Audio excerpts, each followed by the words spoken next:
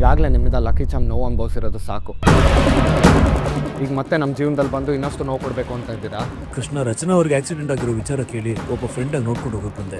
Please ನನ್ನ ಒಳಗಡೆ ಹೋಗಕ್ಕೆ ಬಿಡಿ. ನೀವೇನೇ ಹೇಳಿದ್ರು ಅದನ್ನು ನಂಬೋ ಸ್ಥಿತಿಲಿ ನಾನಿಲ್ಲ ರಂಜಿತ್. ಈಗಾಗಲೇ ಫ್ರೆಂಡ್ಶಿಪ್ ಹೆಸರಲ್ಲಿ ನೀವು ಮೋಸ ಮಾಡೋದು ಸಾಕು. ಈಗ ಮತ್ತೆ ಅದೇ ಹೆಸರು ಹೇಳ್ಕೊಂಡು ಮೋಸ ಮಾಡೋದಕ್ಕೆ ಬರಬೇಡಿ. ಪ್ಲೀಸ್ ಇಲ್ಲಿಂದ ಹೊರಡಿ. ಪ್ಲೀಸ್ ಕೃಷ್ಣ, ಒಂದೇ ಒಂದ್ಸರಿ ನೋಡ್ಕೊಂಡು ಹೋಗ್ತೀನಿ. ನಾನು ಮಾತ್ರ ನಿಮ್ಮನ್ನು ಒಳಗಡೆ ಹೋಗೋದಕ್ಕೆ ಬಿಡೋದಿಲ್ಲ. ಇಲ್ಲ, ನಾನು ಒಳಗಡೆ ಹೋಗ್ತೀನಿ. ಒಳಗಡೆ ಹೋಗ್ಲೇಬೇಕು. ಇವನ್ ಕೊಲ್ಬೇಕು ಅನ್ಕೊಂಡಿದ್ದು ರಚನಾ ಅವ್ರನ್ನಲ್ಲ, ಕೊಲ್ಬೇಕು ಅನ್ಕೊಂಡಿದ್ದು ನಿಮ್ಮ. ಇದಕ್ಕೆ ಶಾಕ್ ಆಗ್ತಿದ್ರಲ್ಲ, ಇದಕ್ಕಿಂತ ಶಾಕಿಂಗ್ ವಿಚಾರ ಇಲ್ಲ. ಇವನ್ಗೆ ಸುಪಾರಿ ಕೊಟ್ಟಿದ್ದು ಈಗ ನಿಮ್ ಕಣ್ಮುಂದೆ ನಿಂತಿರಲ್ಲ ಈ ರಂಜಿತ್ ಸಿಂಹ.